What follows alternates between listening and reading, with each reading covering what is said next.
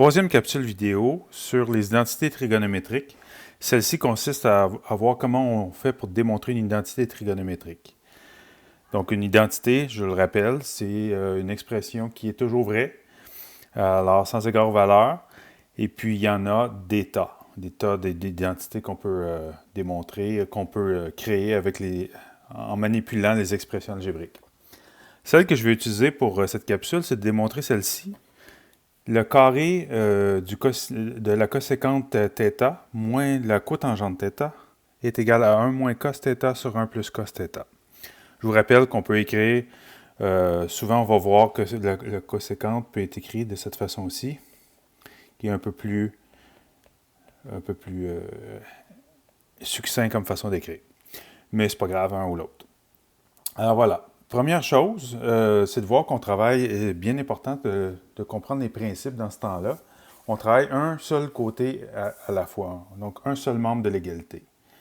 Et bien important, sinon, ce qu'on est en train de faire, c'est de supposer que ce qu'on veut démontrer, dans ce cas-ci, le membre de gauche est égal au membre de droite, bien, on veut démontrer que c'est égal, mais en travaillant sur les deux côtés en même temps, c'est comme si on supposait que c'est égal. Si on suppose que c'est égal, qu'est-ce qu'on est en train de démontrer finalement? Deuxième principe à utiliser, c'est de transformer le plus possible sous forme de sinus et de cosinus. Parce que tout se ramène ultimement à des sinus et des cosinus.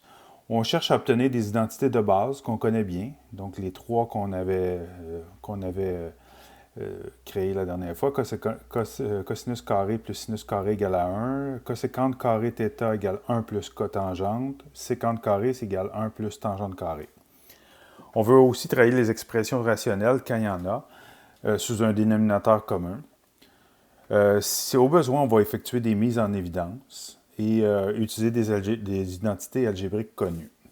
Alors, commençons avec le premier cas. Bien, je vais commencer par démontrer pourquoi il est important de travailler un seul côté à la fois. Je vais mettre de côté cette démonstration-là pour en voir une autre qui est beaucoup plus simple, mais qui va nous permettre d'illustrer ce que je veux dire. Alors, supposons qu'on veuille démontrer que le sinus carré est égal à 1 moins cotangente carré θ fois le sinus carré θ. Alors, je vais faire comme si je vais violer le premier principe que je vous avais montré pour voir un peu ce que ça donne. Alors, là, je vais travailler sur les deux côtés en même temps. Je m'aperçois que j'ai un sinus carré de chaque côté. Alors, tiens, je vais diviser de chaque côté par le sinus carré. Comprenez qu'on fait ça habituellement dans une équation, mais c'est précisément ce qu'on veut démontrer, que c'est une équation. Alors, dans le membre de gauche, je vais obtenir que le sinus carré divisé par le sinus carré donne 1. Dans le membre de droite, 1 moins cotangente carré θ fois sinus carré divisé par sinus, bien là, le 1 est divisé par le sin carré. Voici. Et l'autre partie aussi. Je vais prendre le temps de l'expliquer. Je ne vais pas aller trop vite. Sinus carré θ.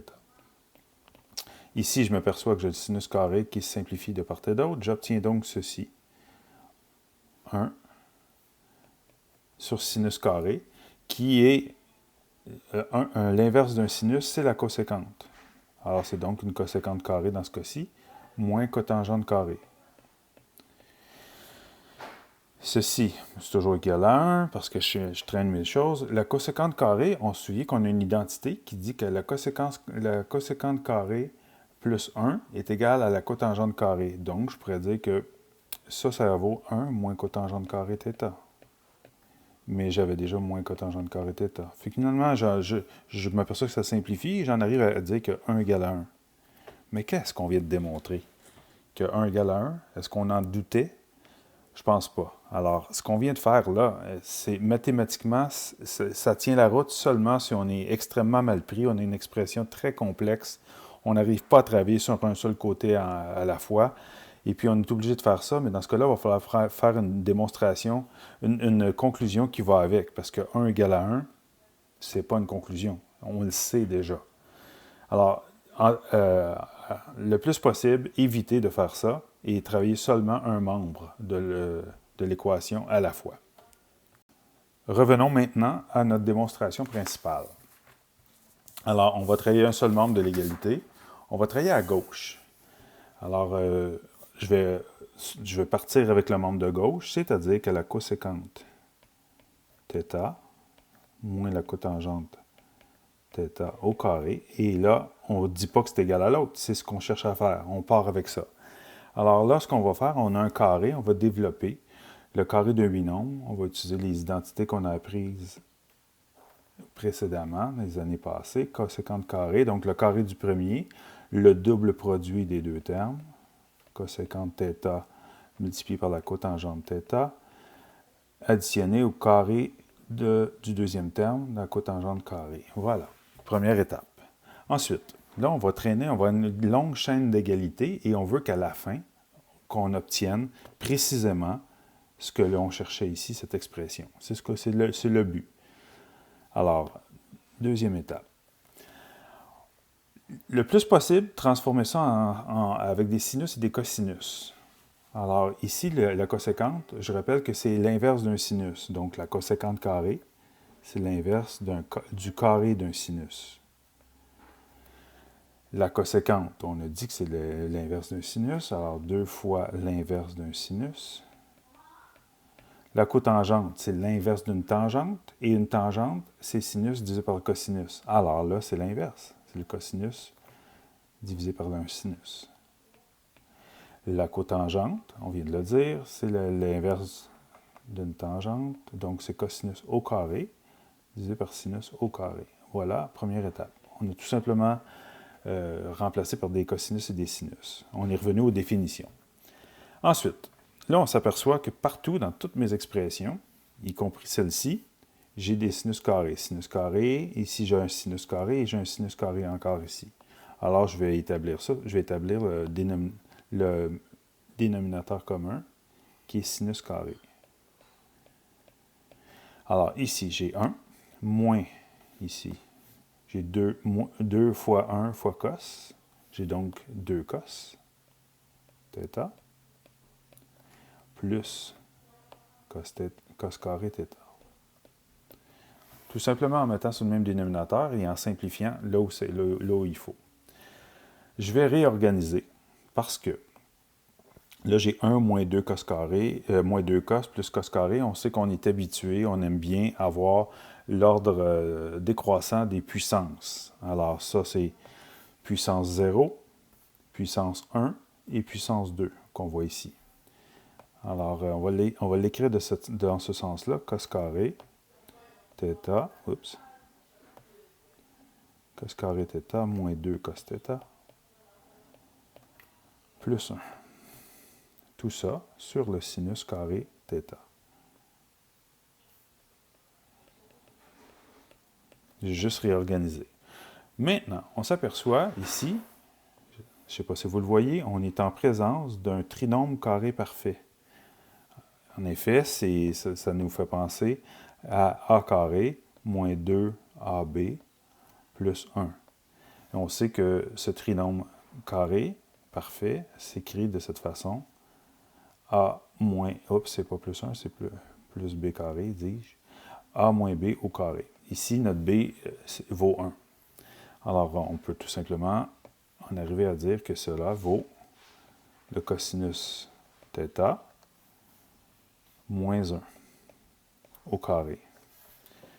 Si on prend le temps de faire le raisonnement inverse, on va s'apercevoir que cos, j'ai le carré du premier est ici, le double produit, on l'a ici, et le carré du dernier est ici. Donc, ça fonctionne. Et en dessous, on a toujours notre sinus carré, θ. Voilà, une autre étape de fait. Par la suite, on peut dire que le sinus carré, c'est égal à 1 moins cos carré. Alors ici, on va laisser ça comme ça, cos θ moins 1 au carré. Ici, j'ai 1 moins cos carré θ. Pourquoi? Ça vient de cette identité-là, car cos carré θ plus sin carré θ égale à 1, la première identité fondamentale pythagoricienne. Alors voilà ce qu'on obtient. Par la suite, on s'aperçoit que le haut et le bas se ressemblent quand même passablement. Il y a une analogie qu'on peut faire. mais ce n'est pas la même chose. Le carré est sur le binôme, alors qu'en bas, le carré est seulement sur le cosinus. Il n'y a rien qu'on peut faire pour l'instant pour simplifier ça. Mais là, si on se souvient bien de nos identités, on s'aperçoit qu'en bas, on est en présence d'une différence de carré. En effet, 1, c'est le carré de 1. Et cos carré, bien sûr, c'est le carré de cos. Alors, on pourrait l'écrire de la façon suivante. Le haut, on ne le touche pas pour l'instant. Cosinus θ moins 1 au carré. Et en bas, écrire ça comme le produit des binômes conjugués. Alors, 1 plus le cosinus de θ, multiplié par 1 moins le cosinus de θ. Car a carré moins b carré est égal à a plus b par a moins b. L'identité, différence de carré. Voilà. Bon. C'est difficile à voir un peu où est-ce qu'on s'en va avec ça. En haut, on a cosinus θ moins 1. En bas, on a 1 moins cos θ. Pas tout à fait la même chose. Ici, c'est pas du tout le même signe. Mais là, il y a de quoi qu'on peut faire avec ça. Justement, on cherche à retrouver un terme à simplifier. Alors, si on peut, pour le retrouver, des fois, il faut faire quelques petites manipulations, une petite stratégie qu'on va utiliser. Alors, ce qu'on va faire, c'est qu'on va ressortir un terme négatif. Voici comment on procède. Alors, à l'intérieur de mon carré, bien sûr, on ne change jamais l'égalité. Il faut que tout ce qu'on fasse soit rigoureusement vrai. Alors, je vais faire une simple mise en évidence du nombre moins 1. Qu'est-ce que ça va donner? Alors, moins 1 fois quoi donne le cos? Bien sûr, c'est l'opposé du cos. Moins 1 fois quoi donne moins 1? Ça, c'est 1. Alors, j'ai 1 ici. Moins 1 fois 1 donne moins 1, le deuxième terme. Donc, ces deux-là donnent celui-là.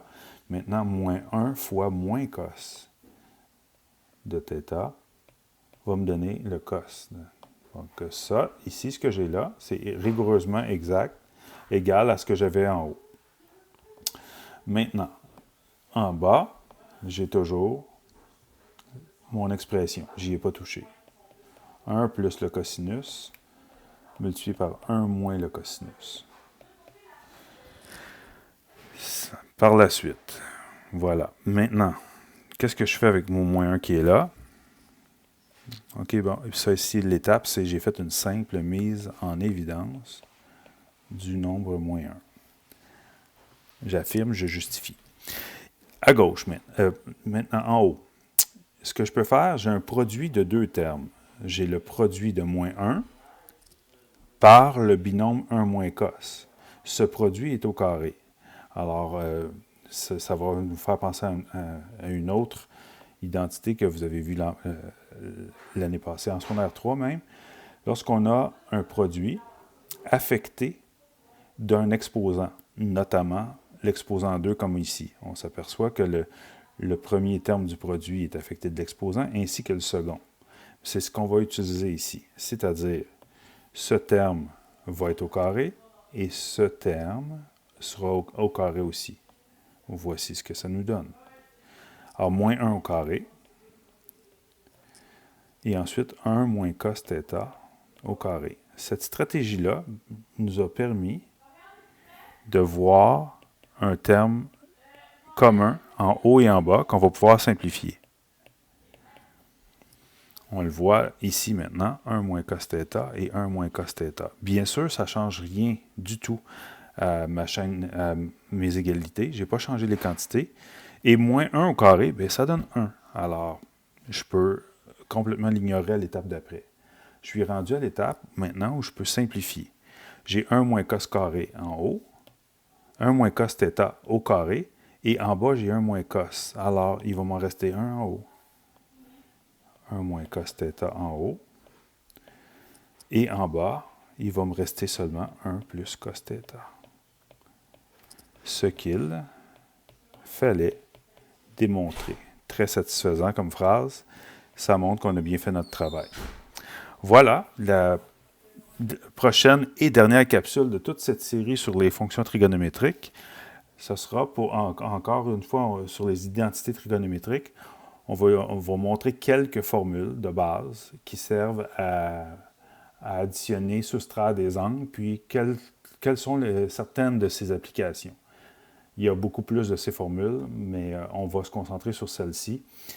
Donc, on conclut cette série de capsules avec ça.